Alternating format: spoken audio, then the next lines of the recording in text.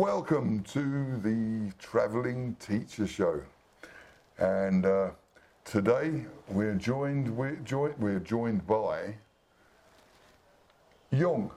Is that correct? Yes. Have I said that correctly? Duong. Oh, Duong. Yes. Not Duong.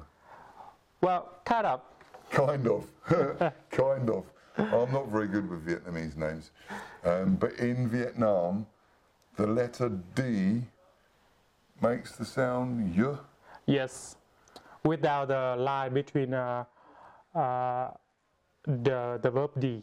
Yes, you have lines above the letters Yes. and lines below the letters, and it makes the difference in sound. Is that Yep. correct? Very complicated to be able to understand, but it is for me. So, tell us, where are you from, Duong? Originally, I was born in the north of Vietnam. In the north? Yeah, in a small province. It's called Thanh Hóa. Thanh Hóa. Yes. Thanh Hóa. It's far from Hanoi, about 200 kilometers south. 200 kilometers south Yes. of Hanoi. Yep. So it's in between Pleiku and Hanoi, but nearer Hanoi. Yes. Okay. And actually, the village when I used to stay was very poor. And my father, who was the breadwinner of my house at that time, he couldn't make ends meet for my family. And there was a big pressure on them at that time that they have to find the solution to address the issue for us. And moving to another province was on top of their head at that time. Okay. And The whole family was going to move yes. because of was it the area which was causing the problem? Yep. Okay. And to some relatives of my family, we knew Condom. And at that time, Condom was a promised land for us to inhabit. And how long ago was this? It had been 24 years. 24 years ago? Yeah. Well, I bet Kontom was different 24 years ago. Of course. Oh, but it was very small. It's quite a small town now. But 24 years ago, it must have been really small. Of course. Wow. I can't imagine how small that would be. So since I was 1 year old, my family settled down there. Okay, so you've So I consider Kontum in my hometown. as your hometown. Okay. And why did you become a teacher? What made you want to become a teacher? I have a little story. Do you want to listen to? Tell us a story. We like stories. Of course, me too. I remember one day, I was a tiny child, and I was hanging out with my companion in the neighborhood. Okay.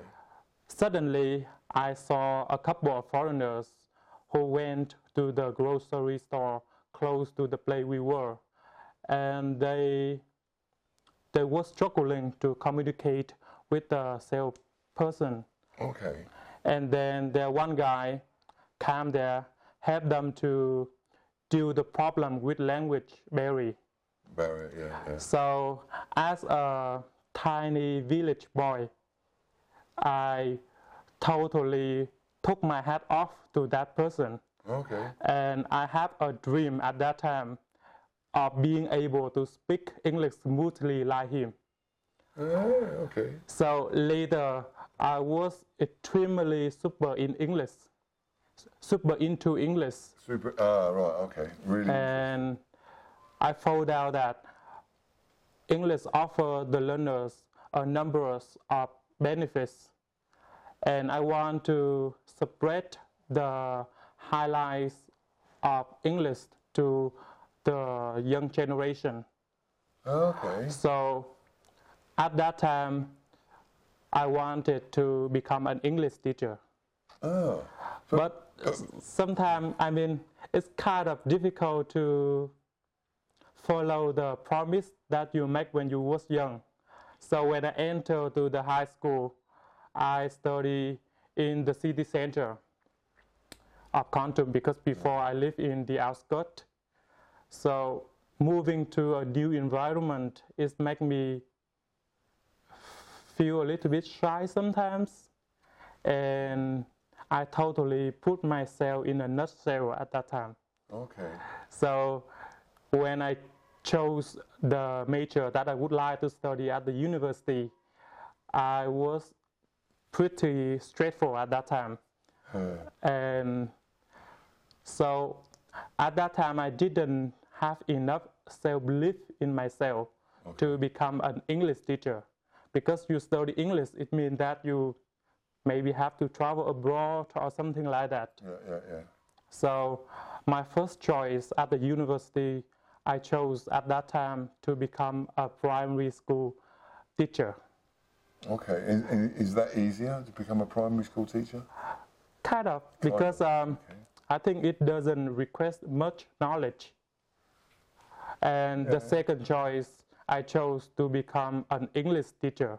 So I put my promise when I was young for the second choice. Okay. But for some factors, I failed my first choice. You failed your first choice? Yes. Uh-oh, failed. Not good. Yeah, and then I have to be happy with my second choice. And your second choice was? English teacher. What was your first choice? Primary school teacher. Oh, primary school. So a primary school teacher teaching all subjects? Yes. Now I understand. And you ended up being, are you happy with your choice now? At this point, I think I'm totally happy with my choice. And who do you work for? I work for an English center in my province. It's called Clever Learn English Center. We were there the other week. Yeah, I saw the video clip. Yeah. We interviewed Grace. Yep. Yeah, See, my Grace. co-worker. Okay. Well, I didn't know that. How difficult is it for a Vietnamese person like yourself to become an English teacher? What if there is anything difficult? I mean, there are several reasons make becoming an English teacher is difficult. First, you need to conquer yourself because there are many people, they don't think that they can be successful at English, because if you want to be able to speak English, you have to invest a lot of time, and maybe you have to have some talent at languages. And the second is that you have to conquer others, because there are many people, they can be critical at your language skill. For example, if you make some mistakes, and the people will laugh at you. Do you find people look for mistakes? Depends on the personality they have. Yeah, I find some people here look for mistakes. Yep. Yeah, and that's something to watch in some centres. Your co-workers will look for some people to make mistakes, and then they tend to run to the boss. Do you find that? Sometimes. I know that it will happen to foreigners. Does the same thing happen within the Vietnamese? Not really. No. In some cases. In some cases. Yeah. Yeah, I found that one of the centres I went, you couldn't really say anything to the Vietnamese teachers, because if you said something they didn't agree with, they would go straight to the boss, and then next thing you know, you got the boss calling you said this, and it's like, hang on, there was only one person I spoke to, so okay. So you soon find out who it is. There's no hiding the fact. But so that happens to Vietnamese teachers as well. Yes, and I think the last one is you have to conquering for the purpose. Because if you want to speak English fluently, you need to have the purpose to motivate you to study. For example, if you want to study abroad, yeah, you have to speak English. So you have the reason to put yourself more energy to study. yeah. And that's difficult? Yes. So when I was a student at high school, a lot of my classmates asked me why I have to study English, because I don't travel overseas. I don't want to communicate with the foreigners, so why I have to study? So they don't have any motivation and backbone to study, and they cannot make it at the end. So I think you need to have a purpose. It's very essential to study language. Now, when you're working with a foreigner, what's it like? What's it like to work with someone who's a native speaker? To be honest, it's great to work with the foreigners because we can study a lot of things. We speak English as a second language, and the foreigner, English is their mother tongue. So it means that we can study a lot of things, the expression, the slangs that they use when they teach English at the school. And sometimes there are some situations that we have to face with the foreigners because like what? there are a lot of foreigners, they move to Vietnam just for, maybe I call it holiday. So they just want to have... We call them backpackers. So they just want to have as much as hours as possible to have enough money, and then they will travel. So they don't care much about the income that student can produce. So and how? What's the, a lot of the people who travel here, who teach, and they come and they go. Yes. What sort of problems does that cause for a centre? I mean, first it will ruin the fame of the center. Okay. Yes. Okay. Because in Vietnam, teacher is someone who has the most influence. We might have some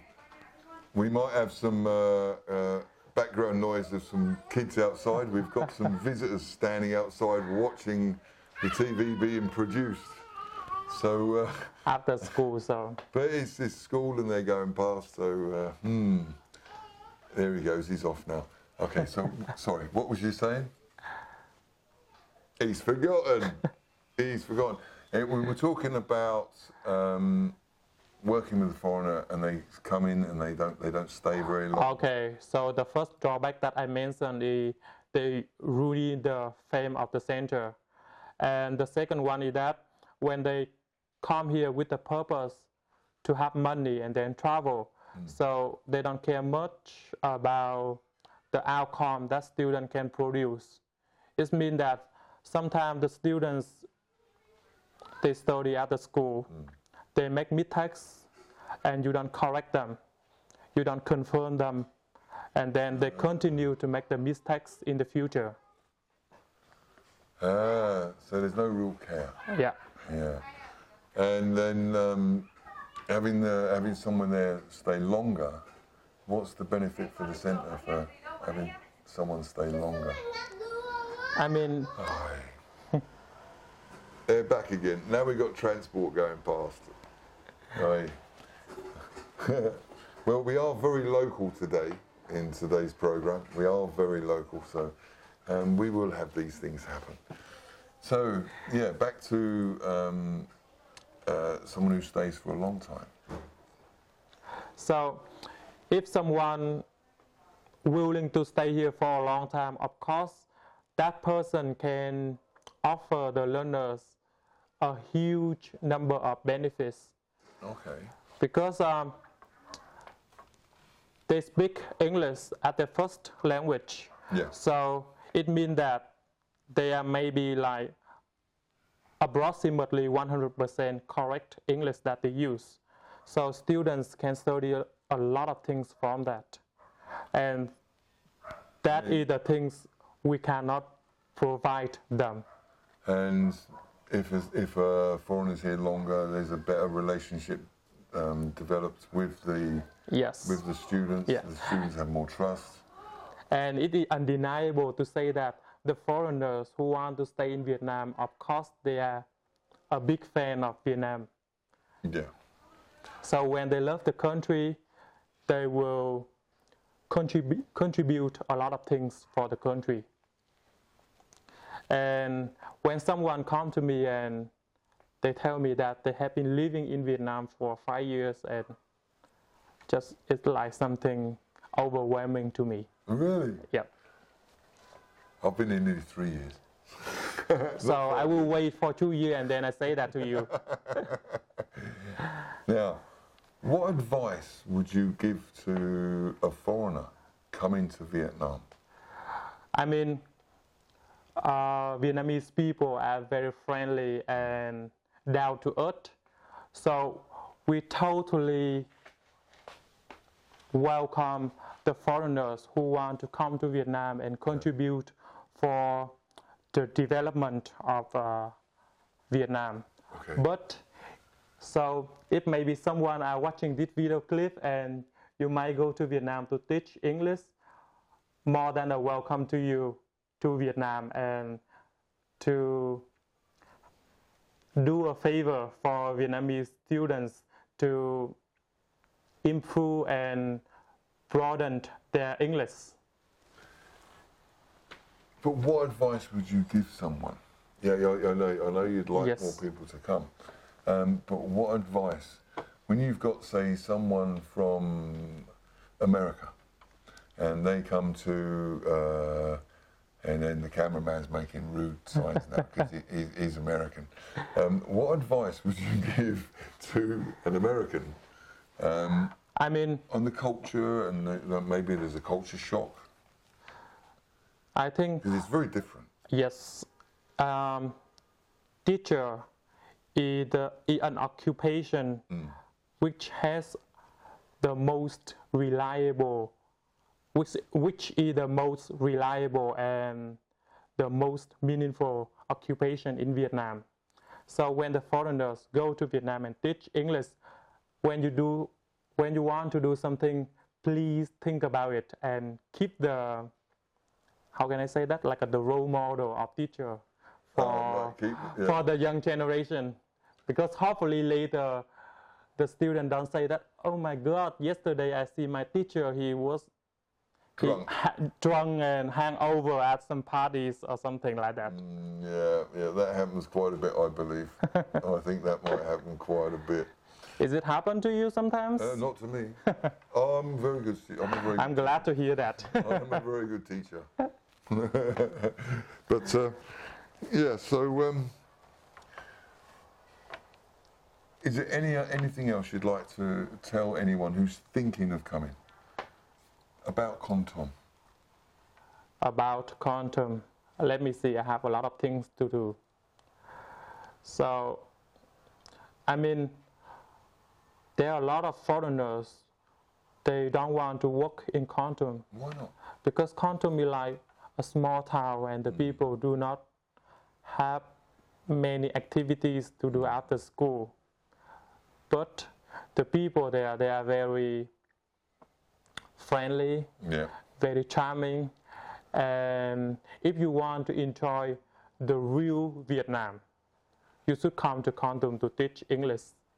Yeah, it is. It's not a big city. It's a very small city, very quiet city. Yeah. But a very nice city. I like it. And the people there, the citizens are very friendly. I am a good example of it. Okay. So thanks for joining us today. Yeah, thank you.